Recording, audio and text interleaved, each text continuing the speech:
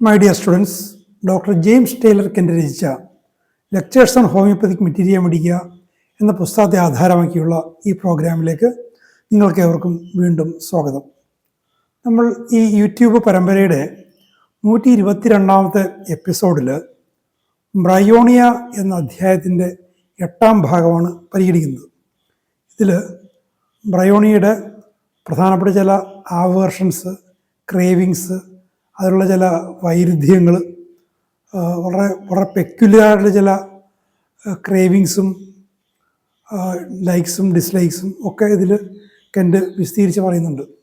ബ്രയോണിയുടെ സെലക്ഷനിൽ വളരെയധികം സഹായിക്കുന്ന പ്രധാനപ്പെട്ട പല ടിപ്സാണ് ഇവിടെ വരുന്നത്. നമുക്ക് അവയെക്കുറിച്ച് വിശദമായിട്ട് നമുക്ക് പരിശോധിക്കാം.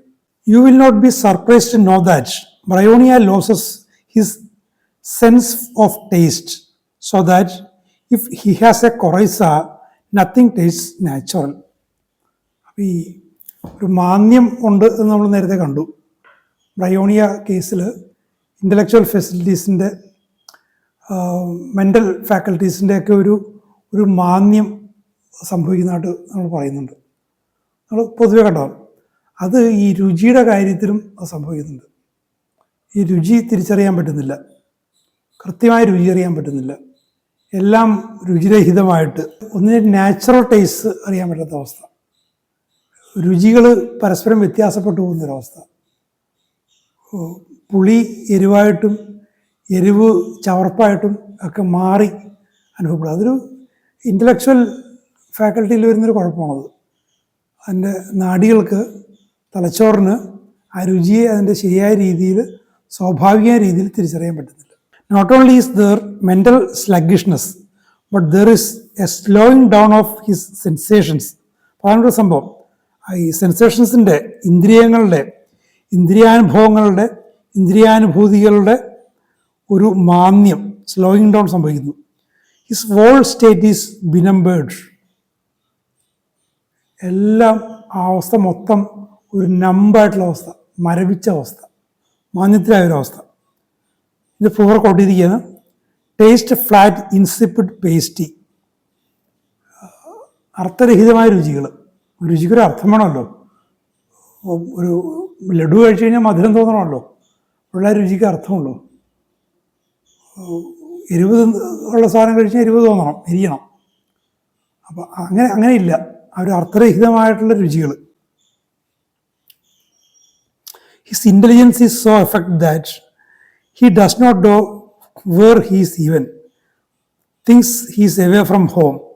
അപ്പോൾ ഈ ഇൻ്റലക്ച്വൽ ഫാക്കൽറ്റീസിലുള്ള ഒരു അഫെക്ഷൻ മൂലം ആകപ്പാടെ ഒരു ഡിസോറിയൻറ്റേഷൻ വരെ സംഭവിക്കുന്നുണ്ട്.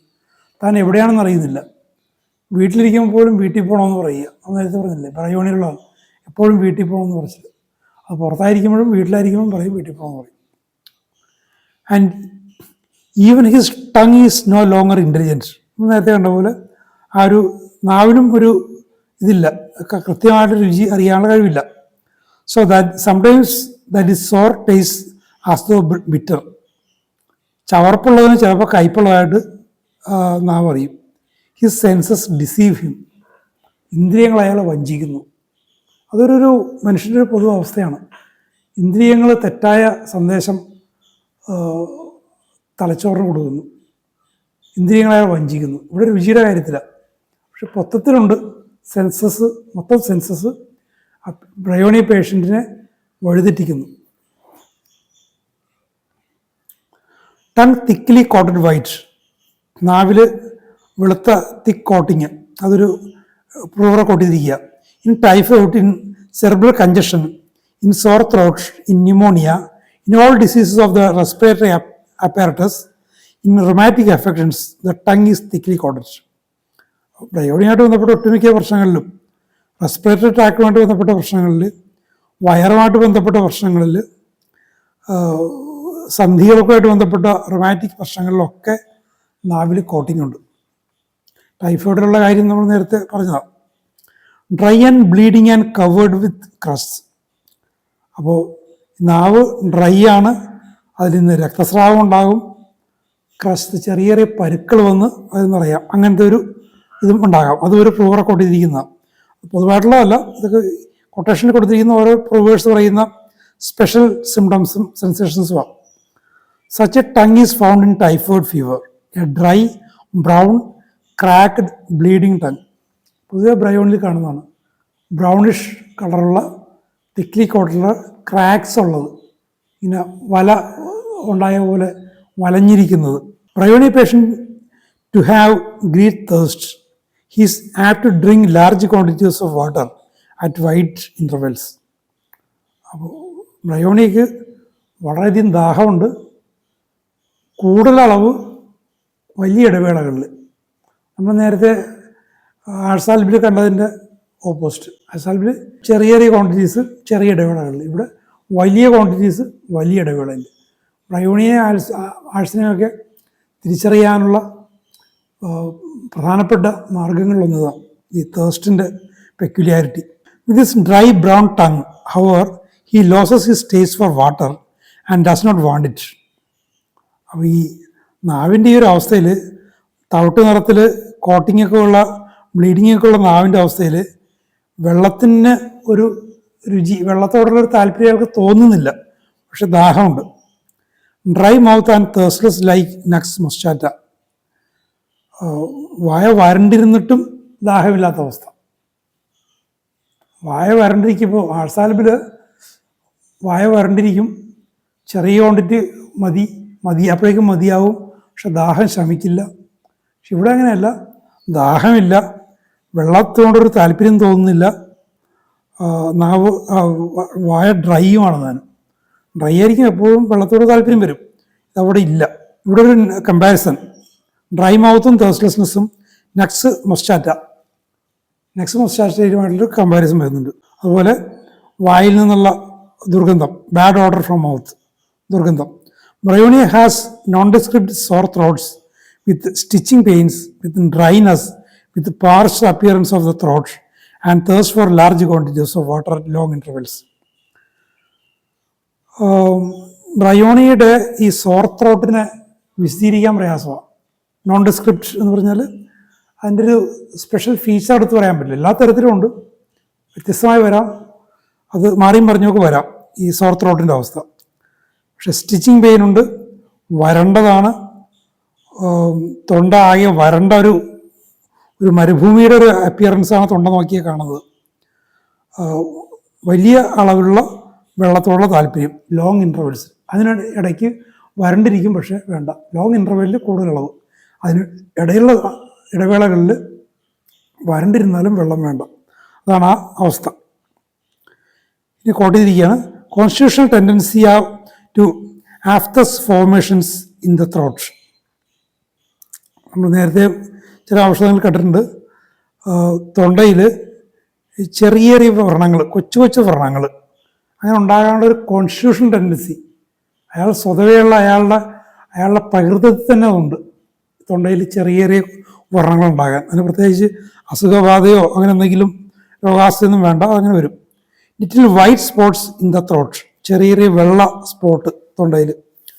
Then we come to the desires and aversions that relate to the stomach. ഇനി ഡിസയേഴ്സും അവേർഷൻസുമാണ്.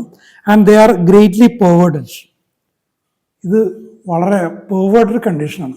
ഒരു നോർമലായിട്ടുള്ള അവസ്ഥയല്ല, അബ്നോർമലായിട്ടുള്ള അവസ്ഥ. അത് നമുക്ക് പിന്നീട് കാണാൻ പറ്റും. ഒരാൾ എന്ത് കഴിക്കാതിരിക്കണമോ അതിനോടുള്ള താല്പര്യം, ഫോർബിഡൻ തിങ്സിനോടുള്ള താല്പര്യം, അങ്ങനെയുള്ള അതാണ് ഈ പെർവേർഷൻ എന്ന് പറയുന്നത്, പെർവേർട്ടഡ് ആണ്. He's worse from eating. പൊതുവേ ആഹാരം കഴിച്ചു കഴിഞ്ഞാൽ കുഴപ്പമാണ്, പ്രശ്നങ്ങളാണ്.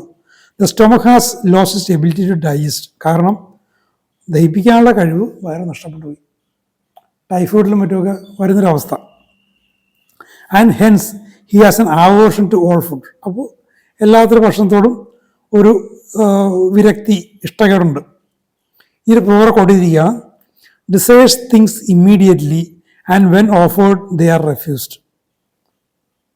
ചിലർക്കുണ്ടായിരുന്ന സെൻസേഷനാണ്, പെട്ടെന്നൊരു സാധനം വേണം, പെട്ടെന്നൊരാൾ പറയും എനിക്ക് ചോറ് വേണം, അല്ലെങ്കിൽ ഇറച്ചിക്കറി വേണം, അല്ലെങ്കിൽ മീൻ വേണം, പക്ഷെ അതുകൊണ്ട് കൊടുക്കാൻ നേരത്തത് വേണ്ട.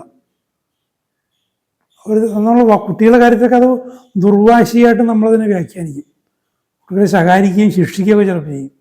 പക്ഷെ അതിൻ്റെയൊക്കെ പിന്നിൽ കാരണങ്ങളുണ്ട്. അപ്പോൾ ഹോമിയോപ്പതിയെക്കുറിച്ച് നല്ലൊരു ധാരണയുള്ളവർക്ക് കുട്ടികളെ വളർത്തേണ്ടത്, കുട്ടികളോട് പെരുമാറേണ്ടത്, പൊതുവെ ആളുകളോട് പെരുമാറേണ്ടതിനെ കുറിച്ചൊക്കെയുള്ള കൃത്യമായ ധാരണ ഉണ്ടാവും.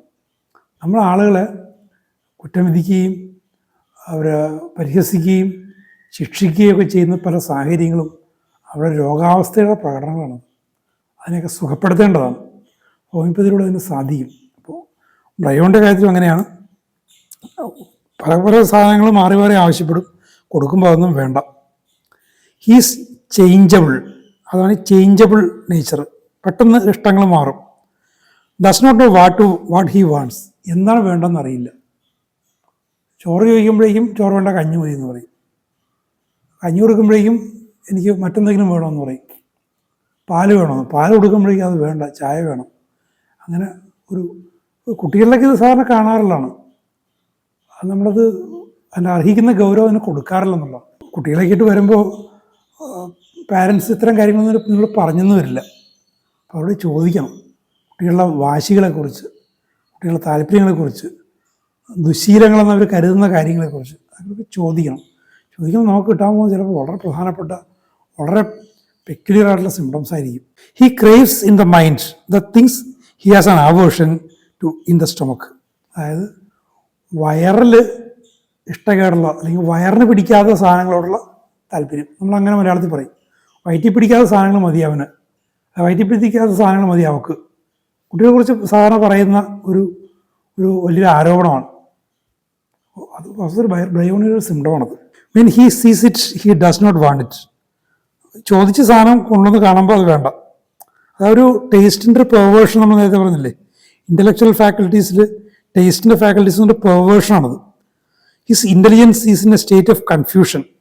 പെർവേർഷൻ തന്നെ മറ്റൊരവസ്ഥയും കൺഫ്യൂഷൻ. എന്ത് വേണം എന്ത് വേണ്ട കൺഫ്യൂഷനാണ്. പെർവേർട്ടഡുമാണ്, കൺഫ്യൂസ്ഡുമാണ്. ഈ ക്രേവ്സ് ആസിഡ്സ് ഉണ്ടോ, പറ്റാത്ത സാധനങ്ങൾ, അസിഡിക് ഫുഡിനോടുള്ളൊരു crave. Great thirst day and night, രാത്രിയും പകലും വലിയ ദാഹം.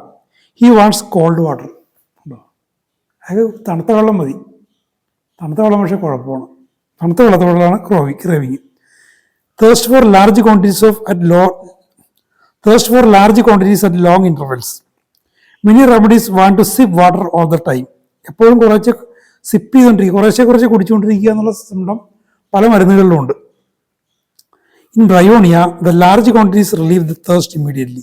പക്ഷെ ബ്രയോണിൻ്റെ കാര്യത്തിൽ വലിയ അളവിലുള്ള വെള്ളം കുടിക്കുന്നതാണ് പ്രശ്നങ്ങളെ പെട്ടെന്ന് ശമിപ്പിക്കുന്നത്. In arsenic the drink does not relieve. He wants little and wants it often. ആഴ്സനിക്കിൻ്റെ കാര്യത്തിൽ വെള്ളം കുടികൊണ്ട് ദാഹം ശമിക്കില്ല. അതുകൊണ്ട് കുറച്ച് കുടിക്കുമ്പോൾ മതി, കുറച്ച് വീണ്ടും വേണം, മതി, കുറച്ച് കുടിച്ചുകൊണ്ടിരിക്കും. അതാണ് ആഴ്സനിക്കിൻ്റെ അവസ്ഥ. അതുമായിട്ടുള്ളൊരു കമ്പാരിസൺ നമുക്ക് മനസ്സിൽ എപ്പോൾ സൂക്ഷിക്കുന്നതല്ല. The stomach complaints of Bryonia are relieved from warm drinks. ചൂടുള്ള പാനീയങ്ങളിൽ നിന്നാണ് ബ്രയോണിയുടെ വയറിൻ്റെ പ്രശ്നങ്ങൾക്ക് ശമനമുള്ളത്. പക്ഷേ അയാളുടെ ക്രേവിങ് എന്താ, തണുത്ത വെള്ളത്തോളം. That becomes a particular because he desire for cold drinks. ആ ഒരു വൈരുദ്ധ്യമാണ് ഇവിടുത്തെ ഒരു പർട്ടിക്കുലർ ആസ്പെക്റ്റ്. ചൂട് പാനീയങ്ങൾ ആശ്വാസം കൊടുക്കുന്നു, പക്ഷേ തണുത്ത പാനീയങ്ങളോട് craving. But his stomach is better from warm drinks. In his fever and head complaints and febrile states he wants cold drinks. പനിയിലും തലയുടെ പ്രശ്നങ്ങളിലും ഫെബ്രൈൽ കണ്ടീഷൻസും ഒക്കെ തണുത്ത പാനീയങ്ങളോടാണ് താല്പര്യം, തണുത്ത ഭക്ഷണത്തോടാണ് താല്പര്യം. He wants which often bring on and increase the cough and pains. പക്ഷെ അത് ചെന്ന് കഴിഞ്ഞാൽ വേദന ഉണ്ടാകും, ചുമയുണ്ടാകും. But the hot drink which he does not crave relieves the stomach and bowel complaints. പക്ഷെ അയാൾക്ക് താല്പര്യമില്ലാത്ത, അയാൾക്ക് കൊതിയില്ലാത്ത ചൂടുവെള്ളം കുടിച്ചാൽ ആശ്വാസം. അതാണ് പെർവേർട്ടഡ് കണ്ടീഷൻ എന്ന് പറയുന്നത്. In the chill Bryonia often has desire for ice cold water. കണ്ടോ, കുളിരായിട്ടിരിക്കുമ്പോൾ മഞ്ഞുപോലെ തണുത്ത വെള്ളം, ഒട്ടും പറ്റാത്ത സാധനം.